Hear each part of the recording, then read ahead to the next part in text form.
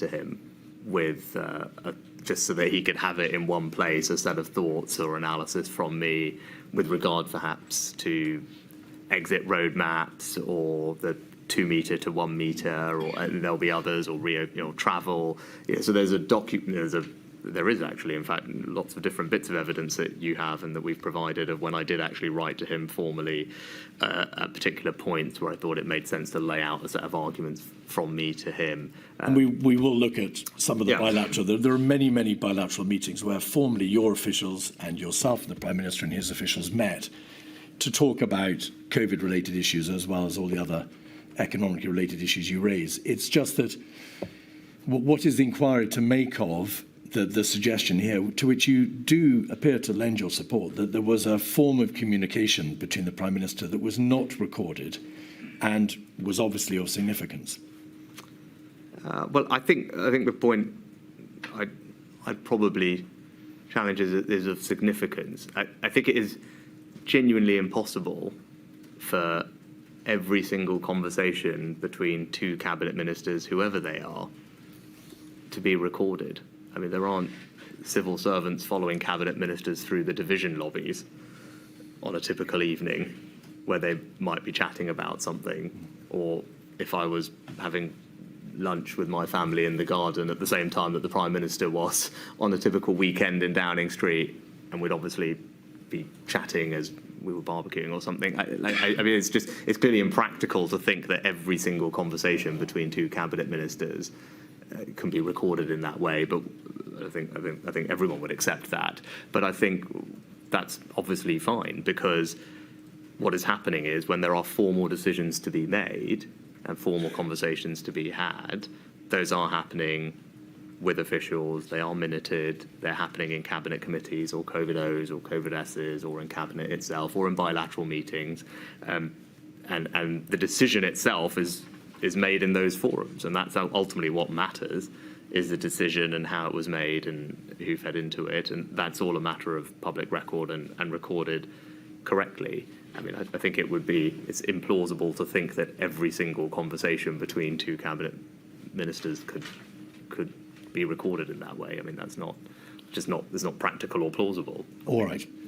Page 3 of the same article, and maybe you've got something to say about what should be taken from this article generally, but on page 3, you refer to in general terms, you refer to the conversations that you had with the Prime Minister and to the debate that went on constantly around the Prime Minister as to what decisions should be taken. You say a cost-benefit calculation, a basic requirement for pretty much every public health intervention, was never made, or at least that's what the journalist has said you were implying. I wasn't allowed to talk about the trade-off, says Sunak.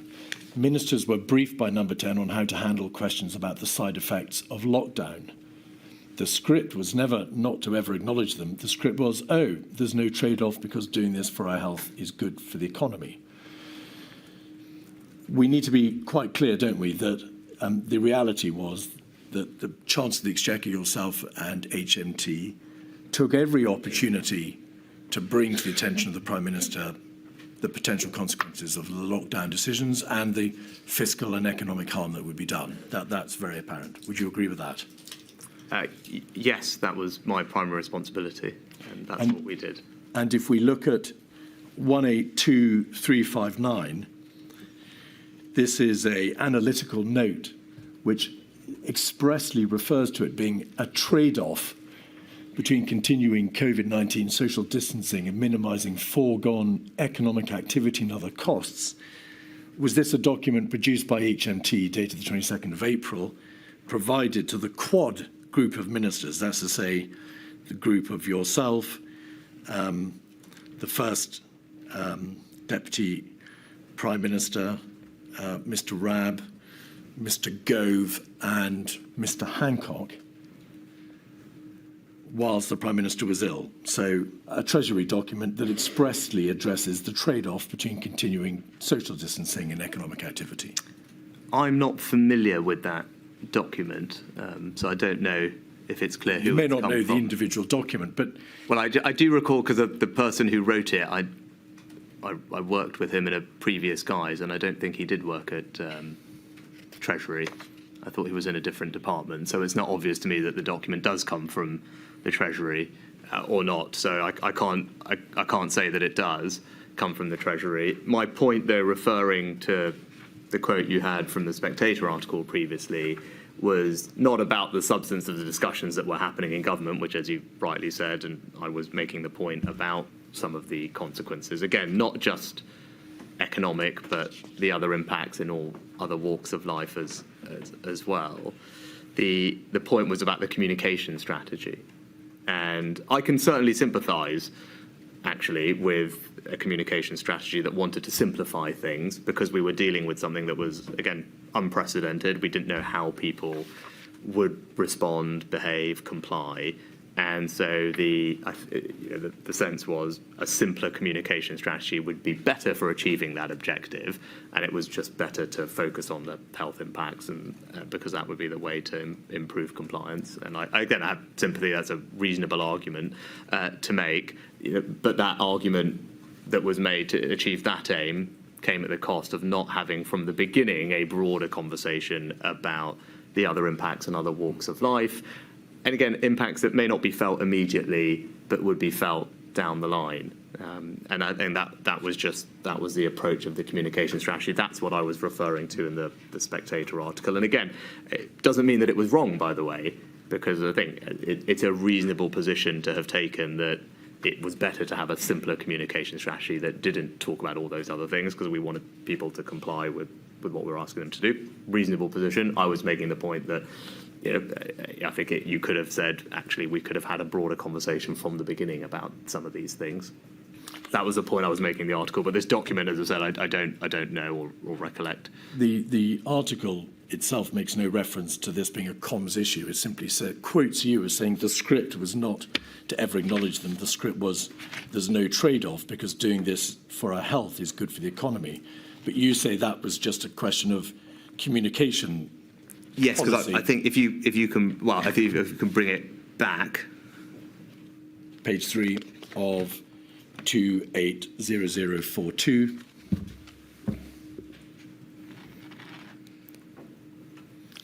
And it's the top of the page, Mr. Sunak. Yes, that is talking about the comms strategy, because it's what you're allowed to talk about. It says very specifically, and then again, not my words, but the author's words, ministers were briefed by number 10 on how to handle questions about the side effects of lockdown. That, again, is briefing before people do media appearances. And the script, in a generic sense, probably refers to the standard what number 10 produces and still produces to this day as a kind of broadcast script or broadcast brief that has the government's overall public-facing narrative. So that is very much what those comments are talking about. But there was no doubt whatsoever, as far as you could tell, in the public's mind, that as Chancellor, you were warning of the economic and fiscal consequences of lockdowns, that your position and HMT's position was that there is a trade-off. If you make a decision to lockdown, it's going to be enormously damaging. I mean, that was your raison d'etre, was it not? I think that, maybe I wouldn't quite put it like that, but I'd say almost constitutional responsibility as Chancellor of the Exchequer was to make sure that the Prime Minister had the economic, the analysis and the advice relating to the economic and fiscal implications or consequences of the decisions that he was considering. Of course, that was my job, and of course, that's what I did. I don't think it's controversial, and indeed, even I see now in the evidence has been submitted to the inquiry by many of the scientists from SAGE acknowledging that the benefit, I think the chief science advisor at the time former chief science advisor said that the benefits of imposing lockdowns had to be balanced by policymakers against the social, health and other economic detriments that they would cause. I think Professor Edmonds said policymakers had to weigh up many other ethical, logistical and economic constraints. And again, I could quote, actually the previous chief science advisor also said there were costs in other domains of life, economic, people's well-being, education, all those needed to be analysed. So I don't think it's particularly controversial to say that, of course, there are lots of other impacts. that come from decisions. My particular responsibility was to make sure that the economic ones were considered, or the Prime Minister had an opportunity to consider them. It is obvious that you've spoken. There's a separate question. Sorry to interrupt. And then there's a separate question about how much it is appropriate to talk about those in public, which is what this refers to. We need to be clear about this, Mr. Sunak. You made no bones about the fact that there was a trade-off, that there were huge, it's self-evident, devastating economic and societal consequences from the lockdown decisions. That is obvious. The whole country knows that. The Chancellor of the Exchequer yourself made no bones about it. The Treasury raised quite properly, perhaps constitutionally, all the concerns that needed to be raised. But you reject the suggestion, which appears to be given by this article, that full debate, the nature of the trade-off, wasn't properly identified, or at least wasn't properly ventilated by you, perhaps because of briefings by Number 10. And I want to ask you whether that was in fact correct. Sorry, I'm not sure I understand the question. Did ministers brief you, or rather did Number 10 brief you, that you couldn't raise the obvious issue of the economic and fiscal harm that would be done by a lockdown decision? Was that not, in fact, a debate that was obvious to everybody, and it was a debate in which you played a full part? As I said, that debate was certainly something that happened in the deliberations. As we've previously been discussing, it didn't happen particularly extensively for the first lockdown because everything happened very quickly at that point and was driven, as I said, largely by the public health advice. Over time, that debate became I'd say more a feature of the discussions, particularly because we started to have more understanding and evidence of the impact on the short term, at least, of what lockdowns were doing, or the MPIs were doing in other domains or other walks of life. So that was the kind of evolution of the debate inside of government. As I said, from a comms strategy, very understandably, as I said, reasonable people can disagree.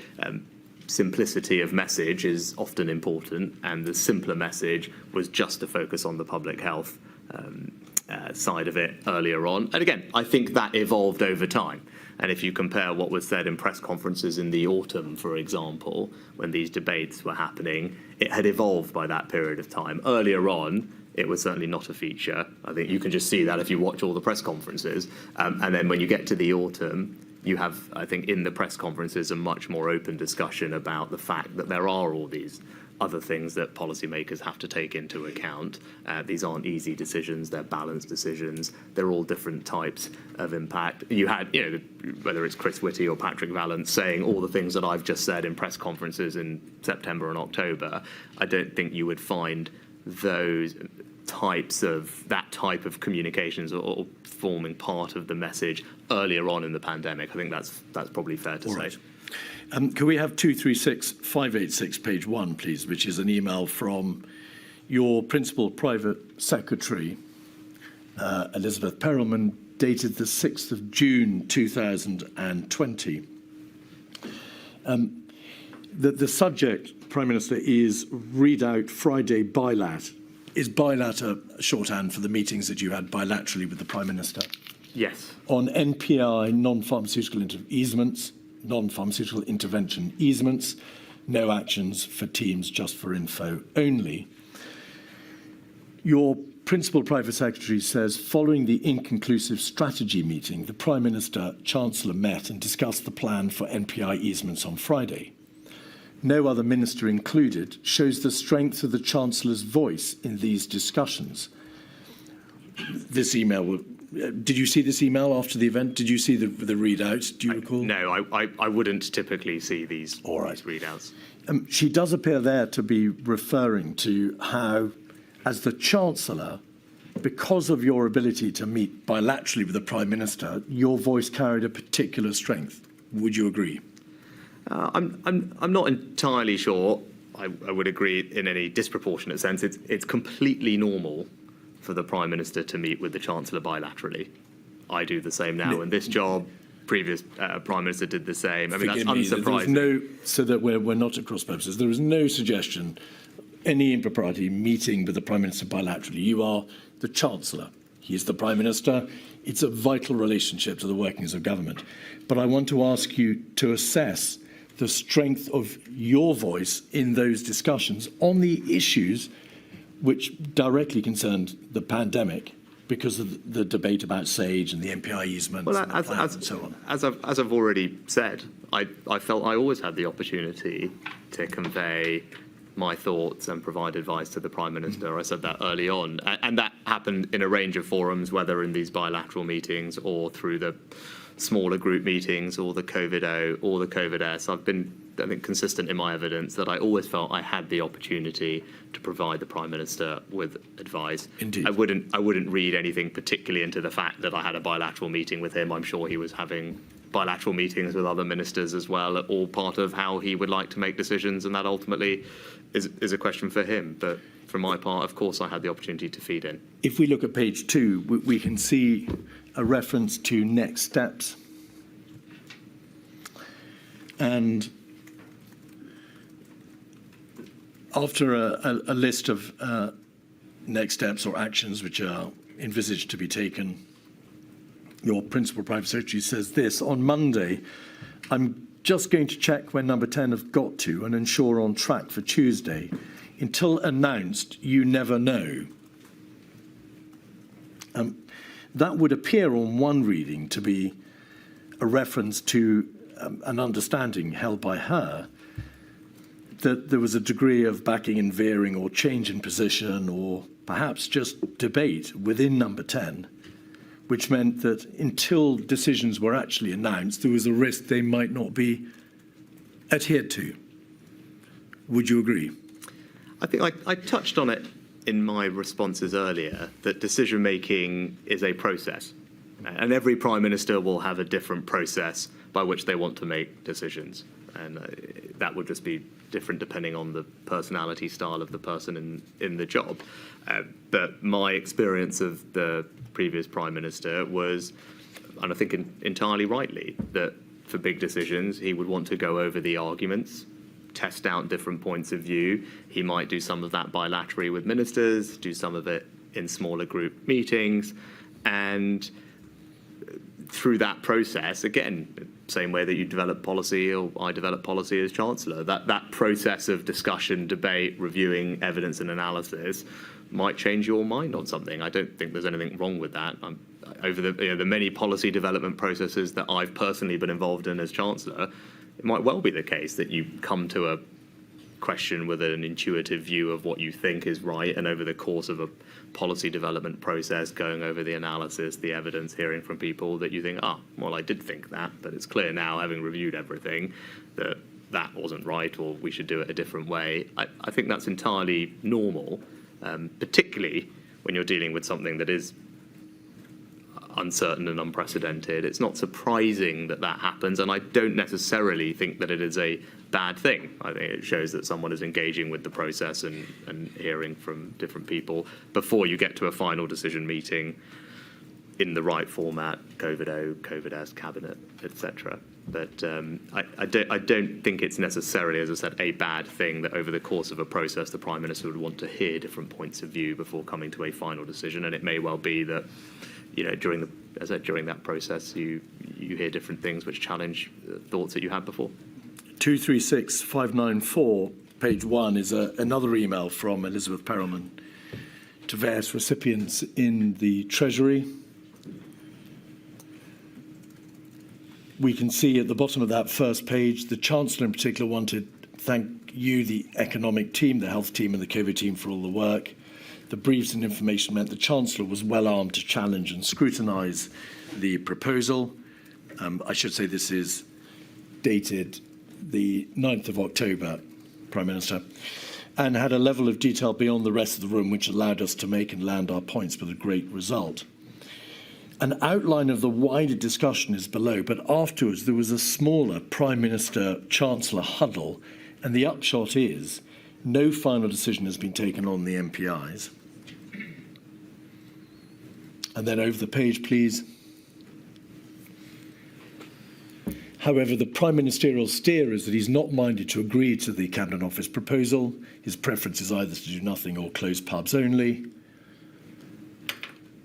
And then under the bulleted points, clearly there is a high risk that this unwinds, is unpicked over Friday the weekend.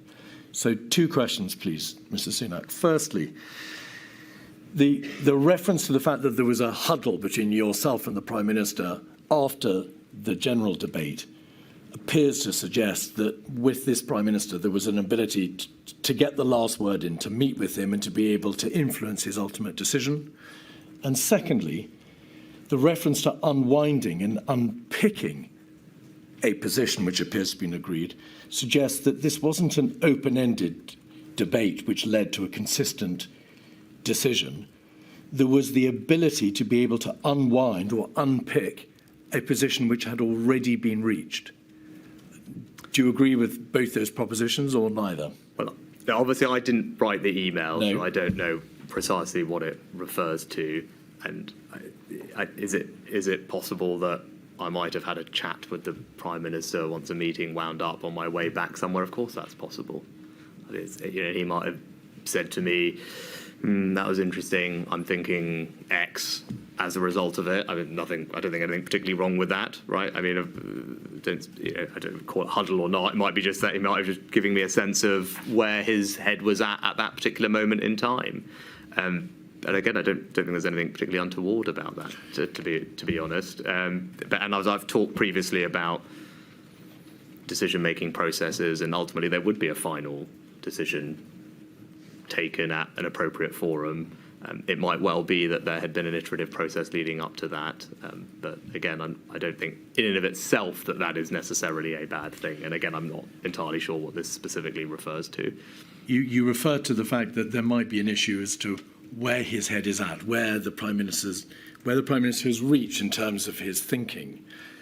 And I need to ask you, because of the evidence which has been given by his former cabinet secretaries, his former chief advisor, his former director of communications, also by privately his chief scientific advisor, that he had a tendency to back and veer, to bear the impression of the last person who sat in him in terms of the debates which were raging in Downing Street, and that this led to a degree of chaos, or to use Sir Patrick Vance's words, operational inefficiency.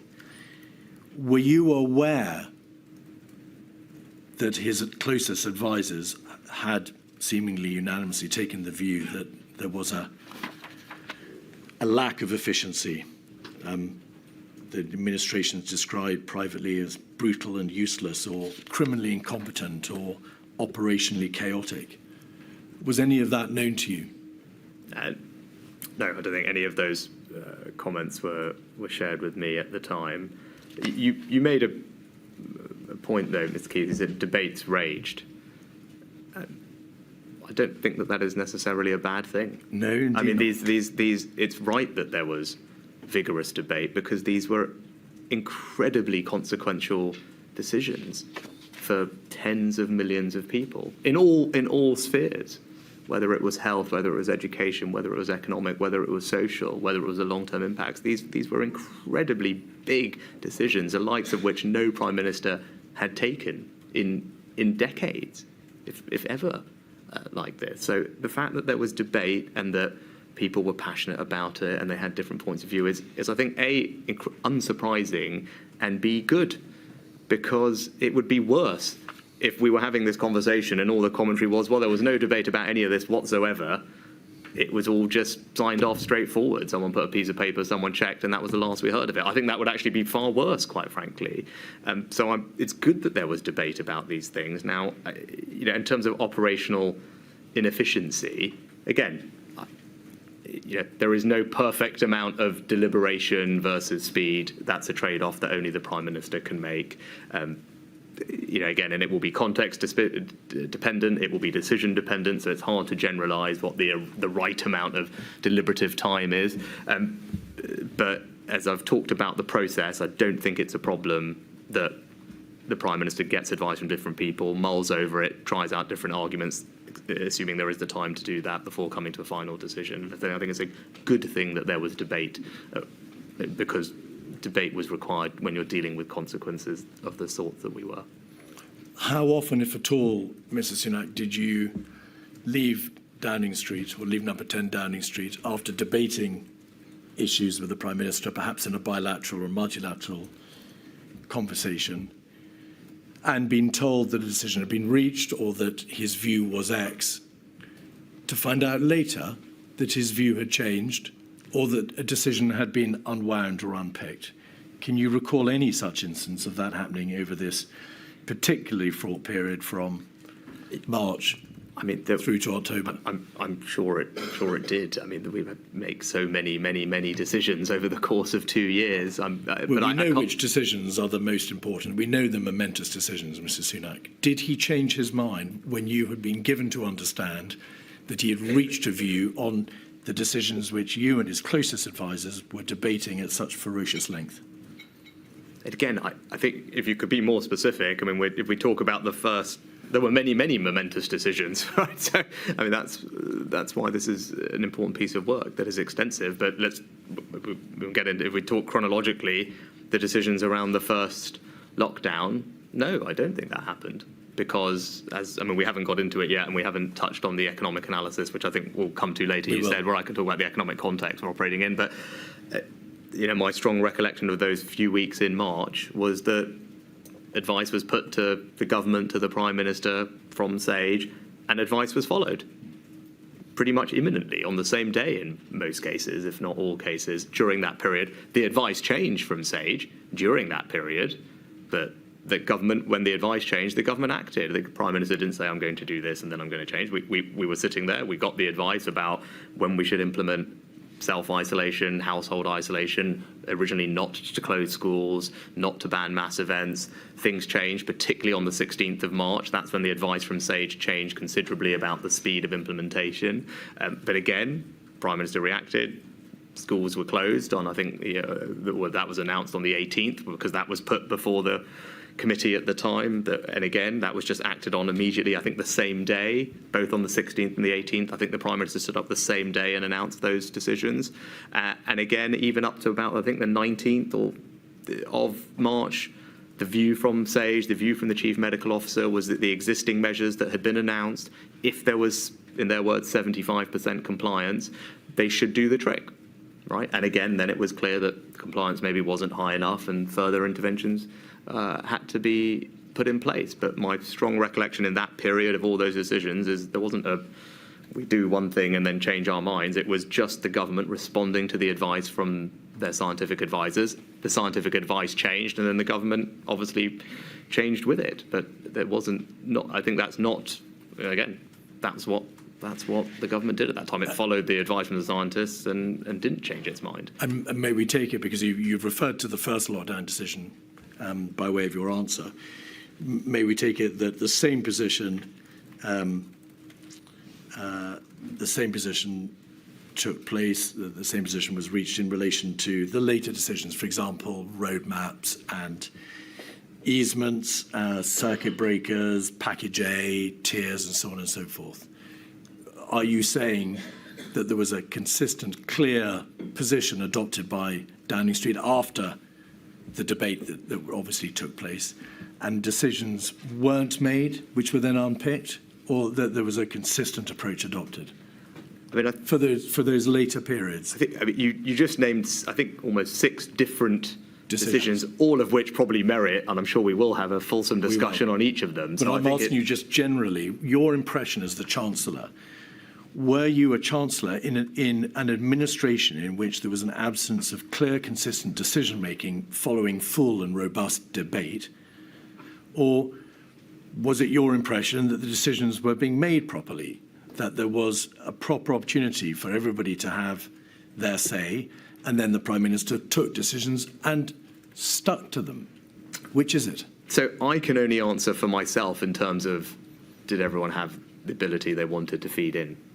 Ultimately, because I'm not, I don't know the extent to which other cabinet ministers felt that they were sufficiently included or fed in or met the Prime Minister. It's a question for them. I've been consistently clear. For my part, I did have that ability from the beginning and throughout to feed in to decision making. And as I said, throughout, it's right that there was debate and discussion and debate. That's my general recollection. There weren't decisions that were made by fiat. There was good debate and discussion about decisions as we went. And unfortunately, we were just dealing with an unpredictable situation which people hadn't experienced before. And so did things have to iterate as we went along? Of course they did. And we'll get into that, I'm sure, when we address each of those individual decisions that you mentioned. Now, in each of those, of course, there would have been a period of iteration where we adjust the circumstances or facts as they changed. I don't think that is wrong, and I think it's hard to generalise, but what we should do is go into each of those things in detail, as I look forward to doing, and I'm sure we will over the course of today. We will. The first lockdown decision was taken on the 23rd of March. In your statement, you relay, as you said this morning, your general impression that the recommendations which were being made in public health terms were strongly supported, and there was a sense of the sooner the better that they were implemented, because the majority of the advice, indeed the vast majority of the advice that the government was receiving in those weeks of the 9th and the 16th of March, focused upon the public health considerations, the exponential nature of the growth curve, the damage that would be done and the ultimate collapse of the NHS, and of course on the number of deaths, the mortality that would ensue. Can you recall, Mr. Sunak, your take on and your recollection of the robustness of the data underpinning the proposition that the NHS would collapse? It was obviously debated by you and others at the meeting on the Monday, the 23rd. It was debated at all the COBRAs and the cabinet meetings hitherto. What was the understanding that you had? Was it undoubtedly going to be the case that the NHS would collapse, or was it a question of it's in peril, there are very grave concerns as to whether or not it'll be overwhelmed or overtopped, but we've got to see to what extent surge capacity and the heroic efforts of the NHS itself could save the day? Where was the final line reached? You know, I can't specifically recall the analysis that was presented. I think my overall recollections of this period, which may be helpful for context, Please. were obviously we were starting to get information coming in about COVID internationally. The general response was being led by DH. I think you will be familiar with the contain, delay strategy, which is what we were advised by the scientific experts to follow. The strategy was, as you said, to prevent the NHS from being overwhelmed. I vividly recall at the time the chief scientific advisor saying, and I think it's recorded in the minutes, that the strategy was not to completely suppress the disease, right? Which I think there was a misunderstanding about this, but that he was very explicit that wouldn't work, and that would just lead to a later second peak later in the year, which did overwhelm the NHS. So what they wanted to do was flatten the curve, change the epidemiological shape, and they were very concerned about going too early. Right, the general advice from them was they were worried about implementing these things too early. They said that in private, but also in private in the meetings, but also in public in the press conferences. But you're right. Increasingly, it became, well, the advice we were getting was the NHS was imminently in danger of being overwhelmed. Incrementally, more and more measures were implemented. New modelling came out, I think, around the 16th, which changed the timing that Sage had worked to previously. Government acted on that, acted again on the 18th.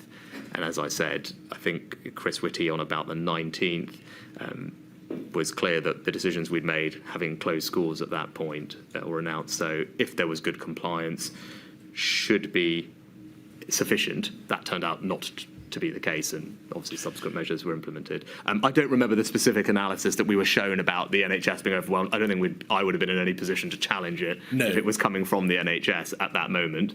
But and how much of the debate on that Monday revolved around an understanding of what the impact on the NHS might be? The reason I ask, so that you can understand the genesis of the question, Prime Minister, is that there was a great deal of information about beds and ICU beds and the number of beds and so on, and how many would be needed and whether they'd be overwhelmed and so on. But there was also a fair amount of information from the NHS as to what could be done by way of additional surge capacity, whether the NHS would survive, whether it could survive. And given that ultimately the decision to lock down rested, at least in part, on what the impact on the NHS would be likely to be if that decision were not taken, we need to know to what extent the actuality of the impact on the NHS was debated. Was it taken as said that there would be a collapse and therefore you had to act? Was there a detailed debate about the reality of the NHS and whether or not, in fact, an alternative position could be taken which wouldn't inevitably lead to the collapse of the NHS? So I can't specifically recall. You're absolutely right. There was a lot of talk about ICUs and monitoring of ICUs, what was happening.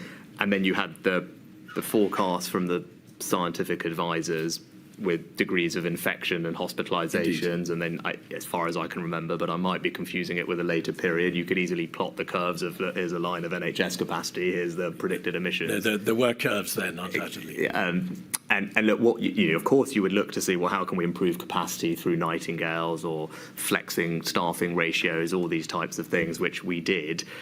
I don't think I was in a particular position, or I don't remember there being enormous challenge of those assumptions that we were presented with the NHS. I'll be honest, though, I can't precisely recall, but I think it was just I think it was largely taken if they were saying we were going to be overwhelmed in a matter of days or weeks if this carries on this projected curve. There wasn't an enormous amount of disagreement with that. Regardless, we should do everything we can to increase capacity, and I think we did, investing in nightingales in particular, and changing staffing ratios was the other thing that helped. But I don't precisely, as I said, recall the data that was presented in the debate that was had around it. But you are right that was what was driving everything. I said it was not a total suppression, and I think this is where this issue of herd immunity came out. So sorry to interrupt. Can we address herd immunity and the other strategic or the conceptual issue separately? Sure. Just finally on this question of the NHS, in hindsight, Prime Minister, and you've looked back at the documentation from that weekend, of course, and on the Monday, and the COBRA meeting on the Monday at 5 p.m. and the Cabinet meeting, which took place afterwards, after the public announcement on the Tuesday. Are you surprised by a relative absence of hard data as to the direct impact on the NHS and on the amount of debate which was directed towards working out what really would happen to the NHS if, by contrast to taking that further ultimate step on the Monday, the government had simply waited to see whether or not the measures imposed in good faith the previous week should be given more time to work?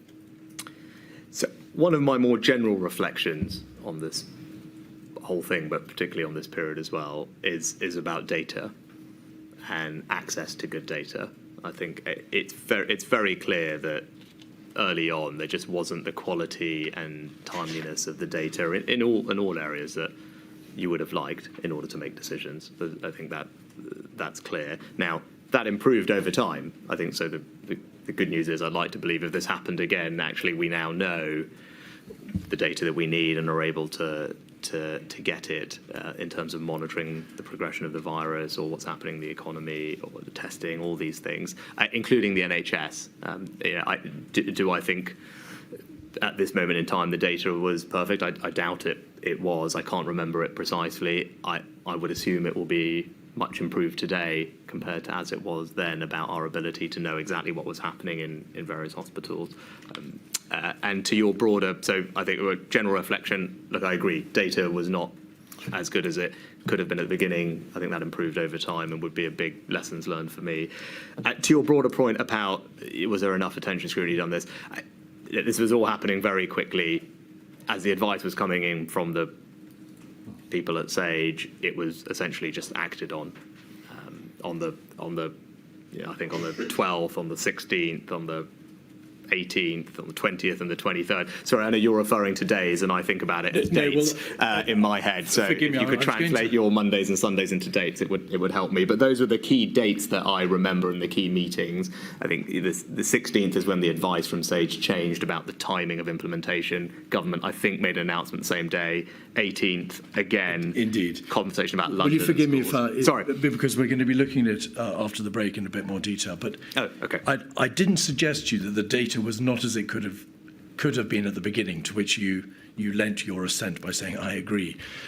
There was obviously data before you and your colleagues from the NHS sit reps, which were daily. There was data in relation to the number of beds, the number of ICU beds, and so on. There was data in relation to the infection fatality rates, the hospitalisation rate, and so on. The broad position was plain as a pikestaff. You knew what the position was in the NHS, and you knew what the position was in terms of hospitalisation and fatality rates. My question to you is, are you surprised at the relative absence of debate in those final ultimate decision-making meetings as to what really would happen to the NHS if you decided not to impose a mandatory stay-at-home order? I mean, as I remember it, I think actually you have to remember there were all these scenes. What people talked about a lot was Lombardy, right? I think people it was in Italy, that region of Italy. There were these scenes of the hospitals being overwhelmed, and I think that was very much in people's consciousness at the time, was the scenes from Lombardy, what happened in Lombardy, and needing to avoid that happening in the UK. So I think that was the kind of emotional backdrop to these conversations. And you're absolutely right. Of course, the NHS presented all the data on ICU and all that, and it was based on the combination of the scientific modelling of what was going to happen to hospital admissions and the NHS saying, well, obviously, if you have admissions up here and capacity down here, it's a pretty poor outcome for everybody. I don't remember the degree of scrutiny over those assumptions of saying, no, you guys are just being very conservative. Clearly, you can treat 5 times as many people as you think. I don't remember those precise conversations. They may well have happened. I wouldn't have any particular ability to challenge them, I don't think. I mean, if the chief medical officer and the head of the NHS are telling you this is the amount of staff we've got, this is how many are going to be off sick themselves, this is the maximum number of people, or the ratio we can have of ICU nurses to a bed, even if we flex it, it's probably hard for me to say, well, you're wrong, right? I mean, I could probably say, well, they've done this over here or done this over there, but again, this is not my lane, so to speak. But this was, of course, one of the most momentous decisions in the history of this nation. A great deal of water was passed under the bridge. The decision taken at that 5 p.m. meeting. On what when you say the 5 p.m. meeting, what date? Monday, the 23rd of March, the decision to impose a mandatory stay-at-home order, followed by the Prime Ministerial announcement, and then the Cabinet meeting the following day. It all revolved around that decision. My suggestion to you is that debate just didn't take place, or if it did, it didn't take place to the degree to which it should. I can't precisely recall that particular meeting, but as I said, the track record of all those meetings, 16th, 18th, 19th, or 20th and 23rd, was the government following the scientific advice that was put in front of it about the right MPIs to implement and at what time. Based on protecting the NHS, as you said. Thank you. Milady, is that a convenient moment? Certainly. We'll break till 12:05. All right.